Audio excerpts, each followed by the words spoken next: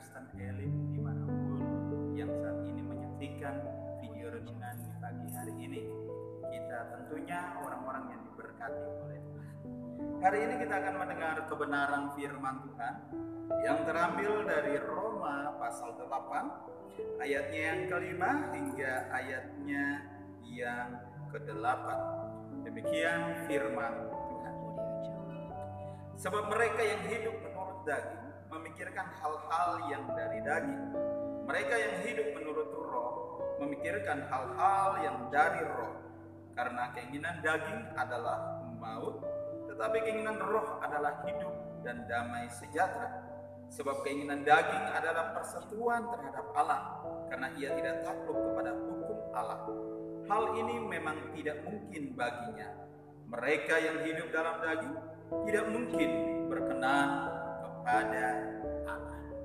Kalau hari kemarin kita mendengar renungan pagi kita tentang bagaimana Roh Kudus adalah pemberian yang paling berharga dari Allah, yang bisa menolong kita untuk menyampaikan segala maksud dan keinginan serta harapan-harapan kita kepada Allah. Hari ini juga kita mau belajar tentang kebenaran firman.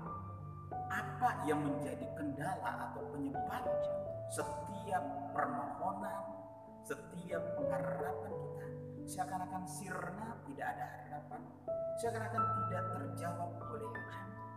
Ternyata seperti yang sudah kita dengarkan tentang kebenaran firman Tuhan renungan kemarin, bahwa yang paling memiliki peran penting di dalam hidup kita sebagai orang-orang yang beriman dan percaya kepada Tuhan adalah Roh Kudus.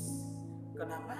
Karena orang yang hidup menurut apa yang menjadi keinginan Roh Kudus, maka dia adalah orang-orang yang berkenan kepada Allah.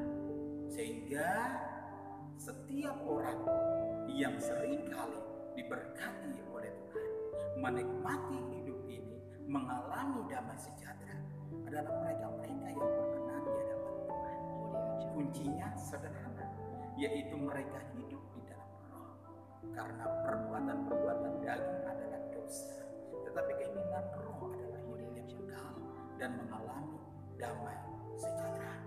Sebab itu sangat penting bagi setiap kita hidup di dalam roh, hidup dipimpin oleh roh, sehingga Roh Kudus itulah yang membantu kita untuk bagaimana menyampaikan apa yang menjadi keinginan-keinginan kita, apa yang menjadi harapan-harapan kita kepada Tuhan Allah, sehingga Tuhan Allah akan memberkati hidup kita.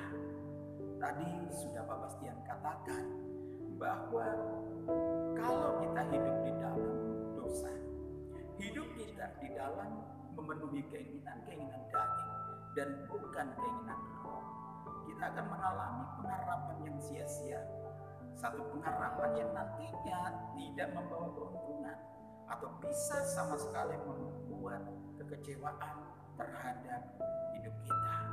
Tetapi ketika kita hidup menurut roh dan menghargai roh sebagai pemberian Allah bagi kita, yang akan membawa semua harapan-harapan kita, permohonan-permohonan kita, keinginan-keinginan kita, maksud-maksud yang kita kehendaki terjadi di dalam hidup kita, maka Bapa di surga akan mendengar apa yang menjadi permohonan kita.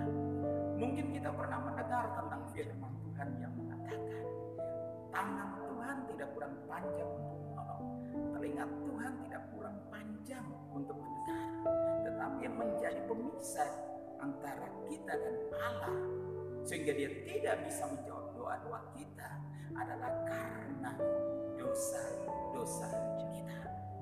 Perbuatan daging telah nyata, yaitu kita hidup menurut hawa nafsu dan segala keinginan-keinginan manusiawi kita.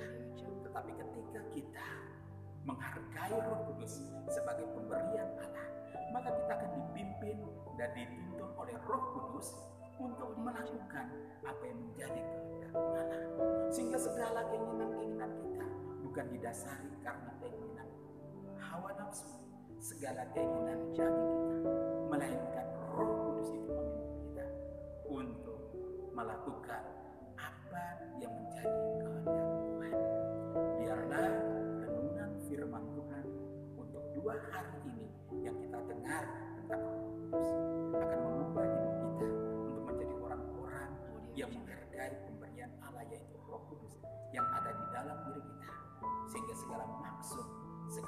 harapan, segala keinginan kita tentang masa depan kita, Tuhan akan menjawab dan Tuhan akan mengabulkan sesuai dengan kehendak dan rencana serta rancangan yang besar.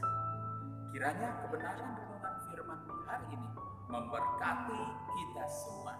Salam sejahtera